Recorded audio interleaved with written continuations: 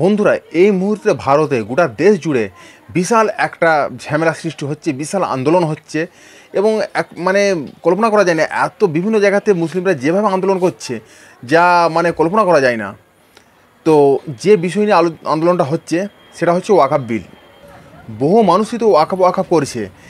ওয়াকফটা কি, এটা কিভাবে কাজ করে, ওয়াকফ বিল বা আইন এটা কি, এটা তো বহু অন্যান্য মুসলিম ছাড়া বিভিন্ন যে ধর্মজাতি রয়েছে, খ্রিস্টান আছে, শিখ আছে, হিন্দু আছে, তারা তো অনেকেই জানে না। এবং মুসলমানদের মধ্যে যাদের এই ওয়াকফ সম্পত্তি, ওয়াকফ বিল, ওয়াকফ আইন, তারাও অনেকে জানে না, শুধু ওয়াকফই করছে। তো আজকের এই ভিডিওতে ওয়াকফ নিয়ে আলোচনা করব।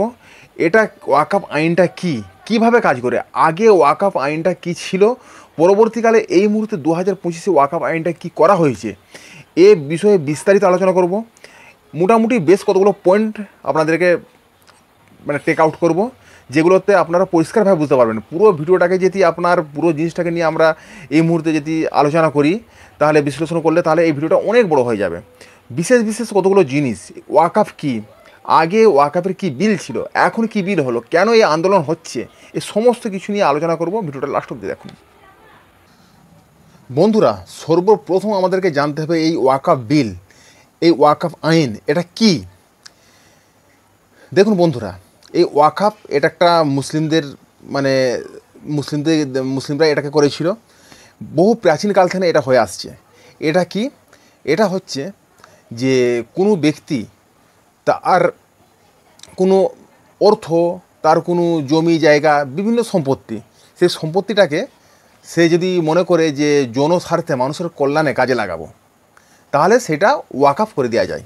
আমার ধরুন জমি আছে, আমার জায়গা আছে, এটা আমি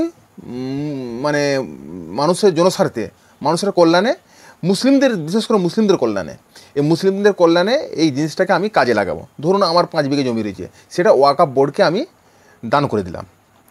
তো ওয়াকফ বোর্ড একটা রয়েছে, আমি আমার যে সম্পত্তিটা 5 বিঘে জমি থাক বা 20 কাঠা জায়গা থাকে, এটা দান করব কাকে, এটা কার হাতে দেব। ওয়াকফ বলে একটা বোর্ড তৈরি হয়েছিল, সেই বোর্ডেতে ওয়াকফ যে আইন আছে সেখানে আমি আমার জিনিসটাকে দান করে দিলাম। এবারে এটা জনস্বার্থে মানুষের কাজে লাগবে। এটা করার কারণ হচ্ছে, সেই সময়ে বা এখনও আছে যে কোনো ব্যক্তি, সে ব্যক্তি যদি কোনো মানুষের কোনো কাজের জন্য কোনো কিছু দান করে, তাহলে সে তার যে নেকি বা তার যে পুণ্য লাভ করে, ঠিক আছে। কিন্তু কোনো একটা যদি প্রপার্টি হয়, সেটা জমি হতে পারে, জায়গা হতে পারে, সেই ধরনের প্রপার্টি যদি দান করে দেয়, তাহলে যত দিন সেই প্রপার্টির লাভ মানুষ নিতে পারবে, ততদিন সে মৃত্যুর পরেও পুণ্য লাভ করতে পারবে। এটাই বলা হয়। ধরুন আমি কাউকে একটা কোনো অর্থ দান করলাম, তার অনেক উপকার হলো, আমি পুণ্য লাভ করলাম, তাই তো। আর এক্ষেত্রে কি হচ্ছে, আমার কোনো সম্পত্তি, জায়গা জমি, এই জায়গা জমি যদি আমি কোনো সেবার কাজে দিয়ে দিই, ওয়াকফকে দান করে দিই, তাহলে সেই জায়গা জমির ওপরে আপনার যদি স্কুল হয়, কলেজ হয়, হসপিটাল হয়, সেটা দীর্ঘদিন ধরে মানুষের সেবার কাজে লাগবে। আর আমি যদি মারাও যাই, আমার মৃত্যুর পরও আমার দানটাতে মানুষ সেবা নিতেই থাকবে ফলে আমি পুণ্য লাভ করব, ইহকালের জন্য, পরকালের জন্য। আর সেটাই হচ্ছে ওয়াকফ, ঠিক আছে। তো অ্যাকচুয়ালি সার্ভে করে যেটা দেখা যাচ্ছে যে ভারতে ওয়াকফ সম্পত্তি প্রচুর আছে। এবং এই যে ওয়াকফ সম্পত্তিগুলোর মধ্যে ওই যে ওয়াকফ আইন আছে, রুলস আছে, এর মধ্যে এটাও লেখা হয়েছে যে ওয়াকফ সম্পত্তি কোনো ব্যক্তি যদি দান করে দেয়, পরবর্তীকালে এই ওয়াকফ সম্পত্তির পাওয়ার জন্য সে ক্লেম করতে পারবে না, এবং এই ওয়াকফ সম্পত্তিও কেউ দখল করতে পারবে না, ঠিক আছে। তো এই ওয়াকফ সম্পত্তির সেভাবে আইন করা হয়েছে, এবং আমাদের ভারতের প্রতিটি রাজ্যে একটা করে ওয়াকফ আপনার যে অফিস আছে, সেখান থেকে নিয়ে এই সমস্ত জিনিসগুলোকে রেগুলেট করা হয়, এই সম্পত্তিগুলোকে এইভাবে চালানো হয়। এবং এই ওয়াকফ সম্পত্তিগুলো, এই যে সিস্টেম আছে, সিস্টেমের মারফত ওয়াকফ সম্পত্তিগুলোকে কোনো স্কুলে বা কোনো কলেজে, কোনো হসপিটালে, বিভিন্ন জায়গাতে আমরা এটাকে দিয়েও দিতে পারি। কোন ক্ষেত্রে, সেটা হচ্ছে ধরুন ওই ওয়াকফ যে সম্পত্তি আছে ওই ওয়াকফ সম্পত্তিটা আমি কোনো ব্যাংকে লিজে দিলাম, যে এত বছরের জন্য লিজ এই ওয়াকফ সম্পত্তি, সেখানে ব্যাংক গড়ে উঠলো বা সেখানে হসপিটাল গড়ে উঠলো, বেসরকারি কোনো হসপিটাল। এবারে ওই হসপিটাল বা ওই ব্যাংক বা বিভিন্ন রকম কারখানা, কোনো কোম্পানিকে আমি দিয়ে দিলাম কোনো কারখানা করতে, তো সেখান থেকে যে একটা বাৎসরিক বা মাসিক একটা মোটা ধরনের চুক্তি থাকে যে এত টাকা করে ওয়াকফ বোর্ডকে দিতে হবে। তাহলে এই পয়সাটা গরিব দুঃখী যে মুসলমান রয়েছে তাদের স্বাস্থ্য, শিক্ষা এসব ক্ষেত্রে কাজে লাগবে।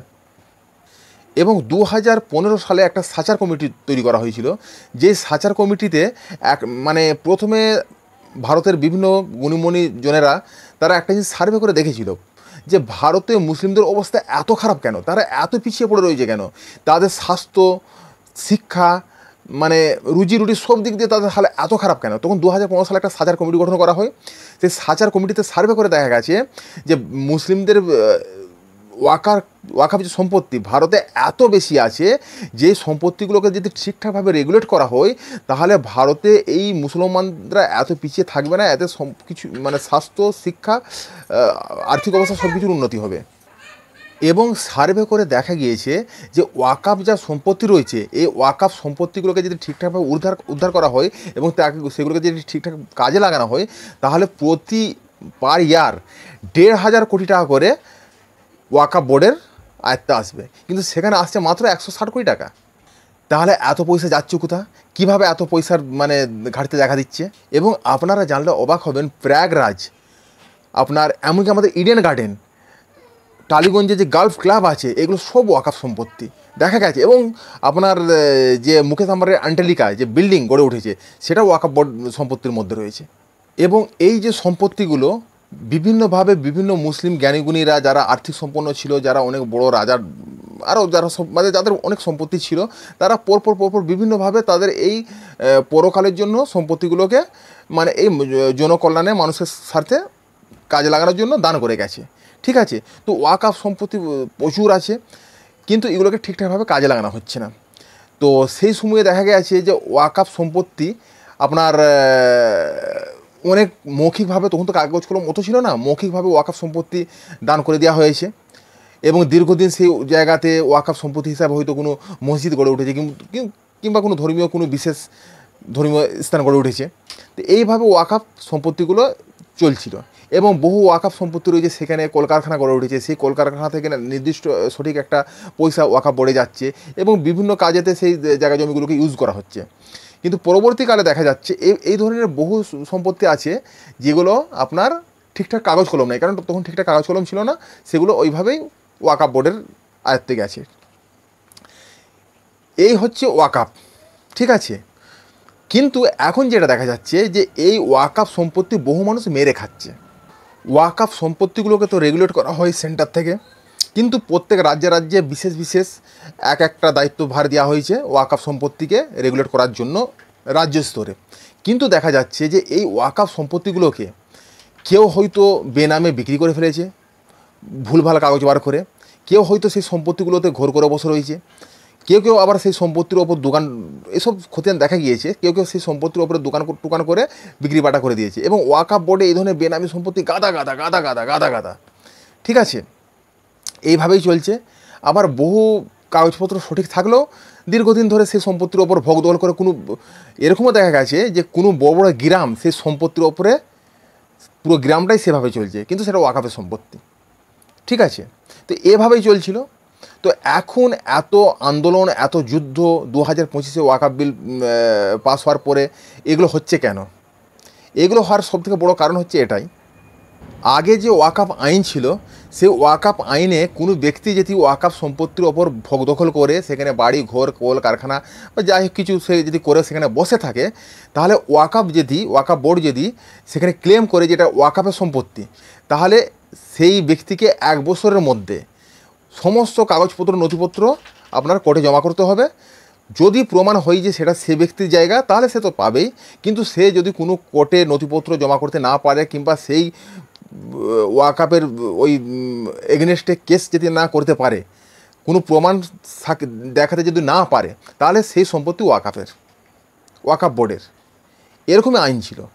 এতটা সুযোগ সুবিধা ওয়াকাফে দেওয়া রাখা ছিল, যেহেতু সে কাগজপত্র দেখাতে পারে না, ওয়াকাফ ক্লেম করছে, তাহলে এটা ওয়াকাফের সম্পত্তি, তাকে উঠে যেতে বাধ্য। কিন্তু এইভাবে মানুষ দখল করে রয়েছে। কিন্তু এখন 2025-এ মোদী সরকার যে আইনটা করলো, সেই আইন অনুযায়ী কী হলো, সেই আইন অনুযায়ী বলা হচ্ছে যে ওয়াকাফ কোনো যদি সম্পত্তি ডিমান্ড করে যে ওই সম্পত্তিটা আমার, ধরুন কোনো জায়গাতে কলকারখানা যাই কিছু বাড়িঘর হয়ে রয়েছে, ওয়াকাফ যদি ডিমান্ড করে যে ওই সম্পত্তি আমার, বা ডিমান্ড যদি নাও করে, কোনো জায়গা জমি বিভিন্ন যেটা ওয়াকাফের হয়ে রয়েছে এতদিন আমরা জেনে আসছি হয়তো এটা ওয়াকাফের, কিন্তু ওয়াকাফকে সঠিক কাগজপত্র বার করতে হবে। যদি ওয়াকাফ সঠিক কাগজপত্র বার করতে না পারে, তাহলে সেই জমি জায়গা হয়ে যাবে সরকারের, ওয়াকাফের আর থাকবে না। কিন্তু এমন বহু জমি জায়গা রয়েছে সেই মানে পুরানো প্রাচীন যুগ থেকে হয়ে আসছে, যেগুলো ওয়াকাফের সম্পত্তি, কিন্তু মৌখিকভাবে সেখানে হয়তো কোনো বড় মসজিদ হয়ে রয়েছে, যেমন আপনার কুতুব মিনার আছে, যেমন আপনার তাজমহল রয়েছে, এইগুলো মৌখিক হয়ে রয়েছে। তো এইগুলো যদি মৌখিক হয়ে থাকে, তখন কোনো কাগজপত্র থাকে না। তাহলে তো এই আইন যদি 2025-এ করা হয় যে ওয়াকাফ যদি কোনো কাগজপত্র বার করতে না পারে, তাহলে এই সমস্ত জায়গা জমি হয়ে যাবে সরকারের। তাহলে তো এই ধরনের বহু বহু বহু জায়গা জমি হয়ে যাবে সরকারের, তাহলে ওয়াকাফে তো থাকছে না। সেই কারণে এত বড় যুদ্ধ, এত বড় মানে আন্দোলন চলছে আমাদের ওয়াকাফ বোর্ডকে নিয়ে। তো এই ভিডিওটা আর বেশি বাড়াচ্ছি না, সংক্ষেপে মোটামুটি একটু ছোটো করে বলে দিলাম। এটাকে নিয়ে যদি সময় হয় আরও একটা বড় ভিডিও নিয়ে আসবো, আরও মানে ভালো করে ডিটেলসে আপনাদের সঙ্গে আলোচনা করব। আপনাদের কি মনে হয় এই ওয়াকাফ, এই যে আলোচনাটা করলাম এটাকে নিয়ে, আপনাদের কি মনে হয় অবশ্যই কমেন্ট করে জানাবেন। আর ভিডিওটা ভালো লাগলে অবশ্যই লাইক করে চ্যানেলটা সাবস্ক্রাইব করে নেবেন। দেখা হচ্ছে পরের ভিডিও।